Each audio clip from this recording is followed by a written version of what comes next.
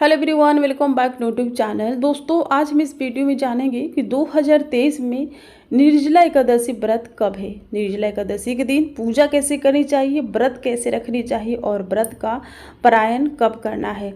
दोस्तों, एकादशी का व्रत रखने से एक दिन पहले हमें क्या खाना चाहिए जिससे कि एकादशी के दिन भूख प्यास बिल्कुल भी ना लगे। तो दोस्तों, जहाँ पर भी पूजा करनी है उस जगह की साफ सफाई करके लाल या पीला कपड़ा बिछा करके और भगवान को सबसे पहले तिल का आसन देना चाहिए, क्योंकि इस दिन चावल का प्रयोग पूजा में नहीं किया जाता है। तो पूजा में चावल की जगह सफ़ेद तिल का प्रयोग कर सकते हैं। उसके बाद जैसा कि आप सभी जानते हैं कि सर्वप्रथम पूजनीय गणेश भगवान होते हैं, तो मिट्टी के गौरी और गणेश मैंने यहाँ पर रखे हैं। आप गोबर के भी गौरी गणेश बना करके रख सकते हैं। निर्जला एकादशी के दिन जल से भरे हुए मटके का दान किया जाता है, मटके की पूजा करी जाती है। तो गर्दन तक जल भर करके और इसमें थोड़े से चीनी डाल देने चाहिए। चीनी डालने के बाद आप इसमें नींबू का रस भी डाल सकते हैं।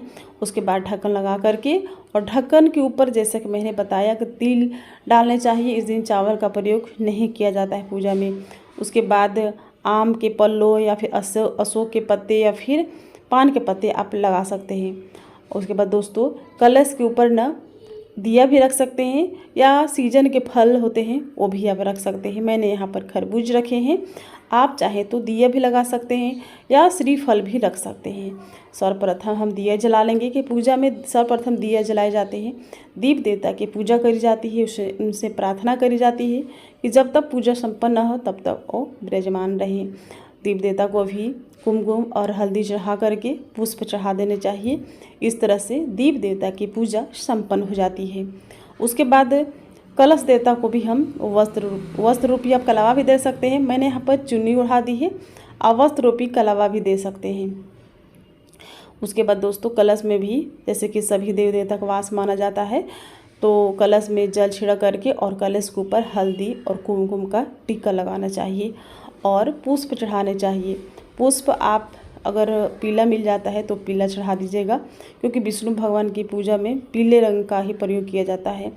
तो मैंने यहाँ पर सफ़ेद चढ़ाए हैं क्योंकि मुझे पीला नहीं मिला। आपको पीला मिल जाता है, पीला चढ़ाइएगा। उसके बाद बटके के ऊपर तिल का आसन दे करके और राधा कृष्ण की फ़ोटो रखी है।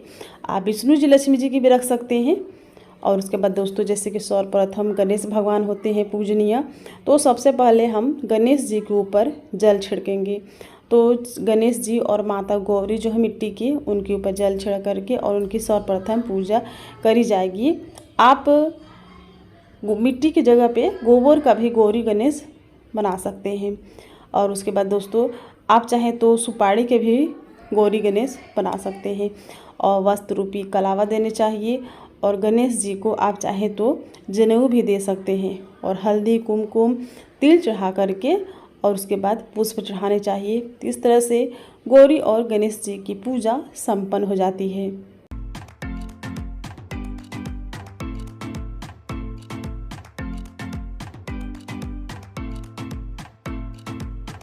उसके बाद हम राधा कृष्ण के ऊपर जल छिड़केंगे। जल छिड़क करके और उन्हें हम साफ स्वच्छ कपड़े से पोंछ देंगे, क्योंकि जब हम स्नान करते हैं तो हम भी तौलिए का यूज करते हैं। ठीक उसी तरह से भगवान को ही पोंछ करके और वस्त्र रूपी कलावा देना चाहिए। आप चुन्नी भी चढ़ा सकते हैं या अलग से आपने कोई कपड़ा लिया है तो कपड़ा भी इस दिन आप भगवान जी को चढ़ा सकते हैं। उसके बाद सफ़ेद चंदन गोपी चंदन का टीका लगाना चाहिए, हल्दी का टीका लगाना चाहिए और उसके बाद कुमकुम का टीका लगाना चाहिए। और उसके बाद दोस्तों, इस दिन राधे जी को सिंदूर भी चढ़ाने चाहिए और जो सिंदूर उंगल में बच जाती है उस सिंदूर को अपने माथे में लगा लेना चाहिए। उसके बाद जैसा कि मैंने आपको बताया कि इस दिन चावल नहीं चढ़ाते हैं, तो चावल के जगह पर तिल का प्रयोग किया जाता है, तिल चढ़ाने चाहिए। उसके बाद पुष्प चढ़ाने चाहिए। पुष्प जो मिल जाता चढ़ा सकते हैं। वैसे तो भगवान विष्णु जी को पीला फूल चढ़ाना चाहिए।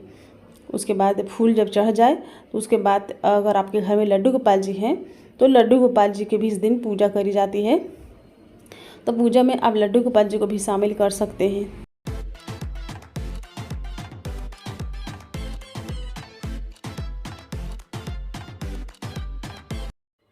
उसके बाद दोस्तों अपने सामर्थ्य के अनुसार आज के दिन श्रृंगार का सामान भी चढ़ाना चाहिए। तो श्रृंगार के सामान में जो आपका समर्थ है आप चढ़ा सकते हैं और उसके साथ थोड़ी सी दक्षिणा भी रखनी चाहिए, दक्षिणा भी चढ़ानी चाहिए। तो दक्षिणा 10, 11, 21 की मात्रा में चढ़ा सकते हैं। उसके बाद लास्ट में भोग लगाने चाहिए। तो भोग आज के दिन अनाज का भोग नहीं लगाया जाता है, तो आप फल का भोग लगा सकते हैं और गुड़ का भी भोग लगा सकते हैं, दूध से बनी हुई मिठाई का, मखाने का और मखाने से बनी हुई खीर का, इन चीज़ों का भोग लगाया जाता है। और जैसे ऋतु फल होते हैं खरबूज, तरबूज, इनका भी भोग लगा सकते हैं।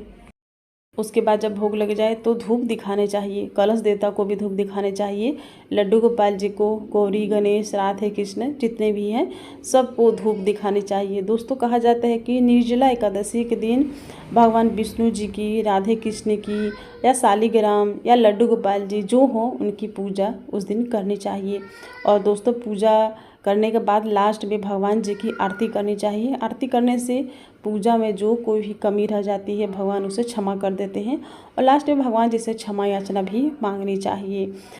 दोस्तों शास्त्रों के अनुसार कहा जाता है कि ज्येष्ठ मास के शुक्ल पक्ष की एकादशी तिथि के दिन निर्जला एकादशी का व्रत रखा जाता है। दोस्तों इस वर्ष 2023 में निर्जला एकादशी का व्रत 31 मई दिन बुधवार को रखा जाएगा।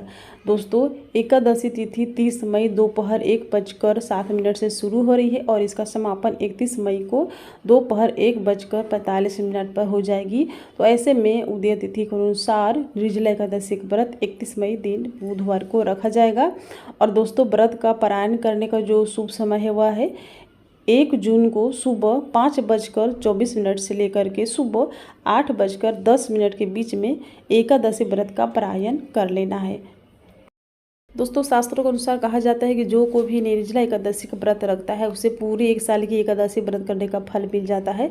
लेकिन जो कोई भी निर्जला एकादशी का व्रत नहीं रख पाता है, वो पानी पी लेता है या फल वगैरह खा लेता है, तो उसे बस एक ही एकादशी का फल मिलता है। तो देख लीजिएगा आपका सामर्थ्य जैसा हो आप वैसा ही व्रत कीजिएगा। और दोस्तों कहा जाता है कि व्रत से एक दिन पहले 10वीं तिथि के दिन दाल नहीं खानी चाहिए, चावल नहीं खाने चाहिए रात्रि में, रात्रि भोजन भी नहीं करने चाहिए और 10वीं के दिन ब्रह्मचर्य का पालन करना चाहिए। उसके बाद एकादशी के दिन स्त्रियों को घर में झाड़ू नहीं लगाना चाहिए, जो व्रत रख रहे हैं उन्हें झाड़ू नहीं लगाना चाहिए, बाकी घर में अन्य सदस्य जो दूसरे लोग हैं वो लगा सकते हैं। और एकादशी दिन घर में पोछा नहीं लगाना चाहिए और एकादशी के दिन जो व्रत रख रहे हों उन्हें दांतों नहीं करना चाहिए, तो अपने दांतों को उंगल से साफ करके 12 बार कुल्ले करके और व्रत रख सकते हैं। और एकादशी के दिन किसी पेड़ के पत्ते को नहीं तोड़ना चाहिए, तुलसी के पत्ते भी नहीं तोड़ने चाहिए, एक दिन पहले ही तोड़ करके और रख लेने चाहिए। और अगर आप निर्जला एकादशी का व्रत बिल्कुल निर्जला रख रहे हैं, पानी आपको नहीं पीना है, तो आप 10वीं के दिन रात में 1 डब्बा ग्लूकोज 1 गिलास पानी में उसका घोल बना करके पी लीजिएगा। और नारियल का पानी ही पीने से कहा जाता है कि भूख और प्यास दोनों भी नहीं लगती। और 10वीं के दिन ऐसी चीज़ें मत खाइएगा जिससे कि आपको एकादशी के दिन भूख लगे और प्यास लगे। तो जैसे 10वीं के दिन मीठा चीज़ नहीं खाने चाहिए और दाल भी नहीं खाने चाहिए, दाल खाने से भूख लगती है, प्यास लगती है बार बार। और दाल के साथ साथ खिचड़ी हो गई, खिचड़ी भी नहीं खानी चाहिए।